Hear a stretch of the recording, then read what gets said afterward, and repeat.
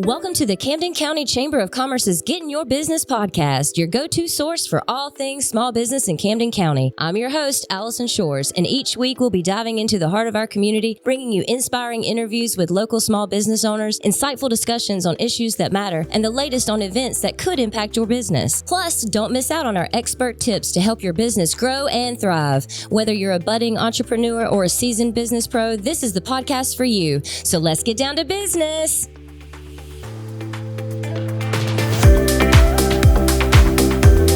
What's up, Camden County? Allison Shores, Camden County Chamber of Commerce, and you are catching the 15th episode of the Get in Your Business podcast. This podcast has been sponsored by our Chairman Circle sponsors, which are Comcast Business, Georgia Power Company, Hargray, Plug Power, Radiant, St. Mary's DDA, and TDS Telecom, and Ameris Bank. So let's get down to business, guys. Today in the studio, I have Curtis Johnson and I have Clarence from the Camden County Fire and Rescue. Now, Curtis, you own Coastal Georgia CPR. Is that correct? That is correct, yes. All right. So today we're going to talk all things life-saving and AEDs and CPR and all those things. Since it's getting close to, I guess it's summertime now, people swimming. I know in our news lately, we've heard a lot about people having heart issues, just all kinds of stuff. So I'm really excited to kind of touch on some of these topics. So out of the gate, let's talk about AEDs. Now, Curtis, you have tried to educate me a lot about AEDs and CPR and all the things, but AEDs. So what does AED stand for? Well, it stands for Automatic External Defibrillator. That's a lot of words. Yes, it is. That's why we abbreviate it. Yeah, AED. So what do AEDs do? We're the device that shocks the heart. Anytime someone's heart starts beating incorrectly, out of normal sequence, in a sense, the AED provides an electrical shock that helps bring that heart back into normal cycle so that it pumps blood correctly through the body. Okay. Now, where are these AEDs located? Who has them? Well, actually, we have quite a few in a lot of different locations throughout Camden County. A lot of churches have them. Some businesses have them. Of course, all of our medical facilities all have them. Of course, your doctor's offices and places like that. Needless to say, of course, obviously, our fire departments are well equipped. I was going to say, Clarence, so I'm assuming that the fire and rescue, I guess on the ambulances and stuff, they all have these things. Correct. All our apparatus, Camden has an AED, and our ambulances have the cardiac monitor. Gotcha. Okay. So now, but I think a lot of people maybe think they don't even maybe need one of these in their business or something. Would that be the case? Like, what is the benefit of having one of these? Well, anytime someone goes into what's called cardiac arrest, which is when the heart doesn't beat correctly and it needs to be shocked, you literally have a limited amount of time to be able to shock that heart to get it back into sinus rhythm to ensure the person survives from the event. And that is not a lot of time. We're talking probably 6 minutes at the most. And even if we don't, things like that, even just starting CPR course starts helping with that. But again, if we can shock the heart back into normal sinus rhythm, then there's a greater chance of that person surviving from the event. Because literally, if you're calling the ambulance, it may take longer than 6 minutes, depending on where you are, depending on all kinds of things. Like, I'm sure y'all have great records in record time getting to places. I'm not trying to say that. I'm just saying, 6 minutes is not a lot of time. So maybe having one of these apparatuses, look at me using big words, apparatuses in your business or in your home, it could help at this point save somebody's life. Yeah, that's very true. Most people don't realize that cardiac arrest, which is caused by more than just heart conditions.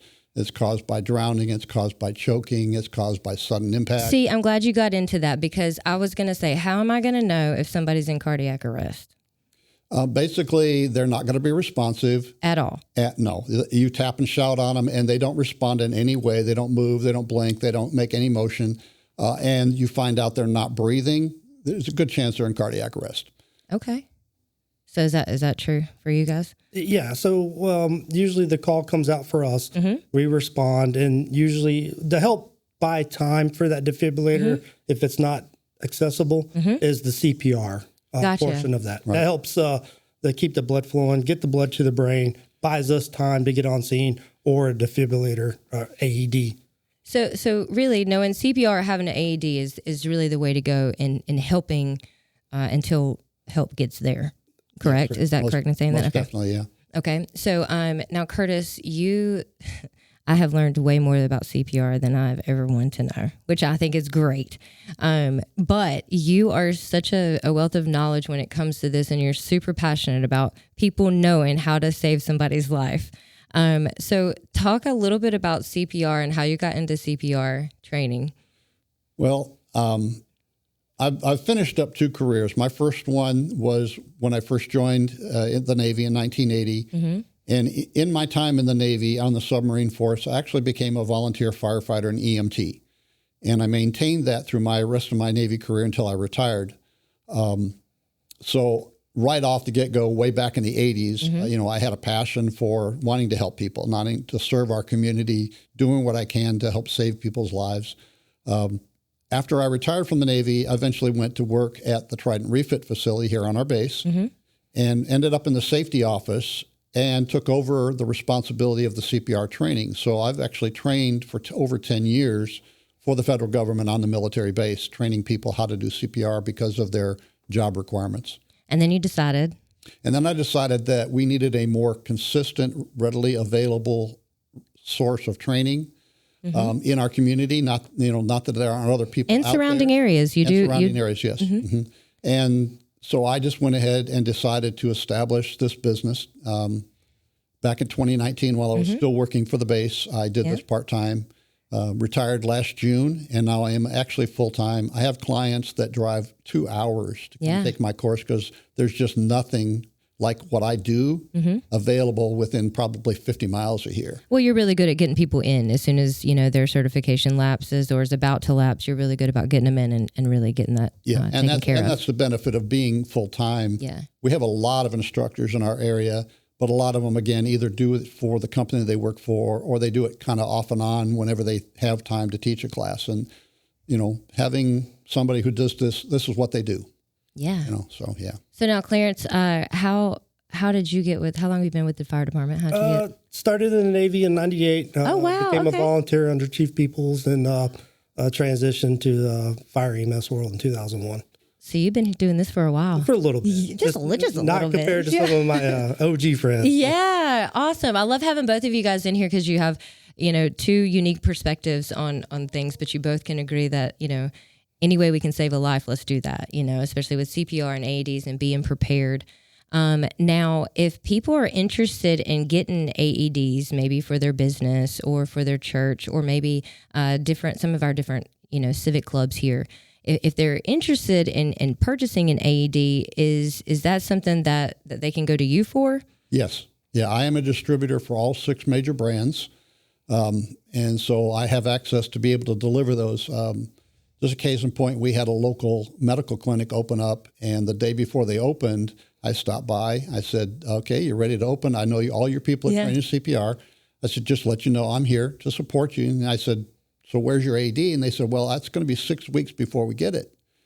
So we had a conversation. I had an AD to them in 3 days, and I loaned them. I have 3, so I loaned them one of mine so they could open with one in-house. Yeah. And the benefit of that, of course, customer service is very important.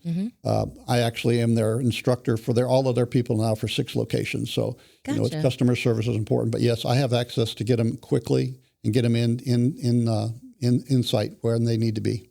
Awesome.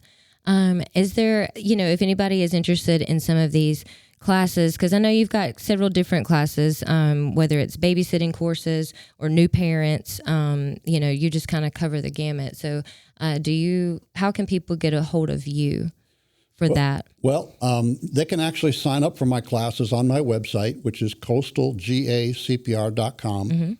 Click on the training tab, and it lists all the courses that we offer. They can sign up on there, or they can just call me or at our business number, which is 912-217-4913, or they can email us at classes@coastalgacpr.com. Good deal. Now, I do want to touch on one thing, if you don't mind. I know that we have July 4th coming up. Is there any fire safety that you want to give out to people? Be careful of the fireworks. Yes. Yes, that's a major concern for us, especially little ones. You don't want them getting around the rockets or the exploding fireworks. So you got to be super careful. Yeah, watch your fingers, all the things. So, yeah, good deal. Well, thank you guys for both being here and kind of really touching on AEDs and CPR and life-saving things that we can do here in our community. I didn't even know that we had classes and stuff until you came along. And, and Terry Smith, y'all do a great job over at Camden Fire my chief Rescue. is awesome. Yes, I love Chief Smith. Oh, he's one of my favorites.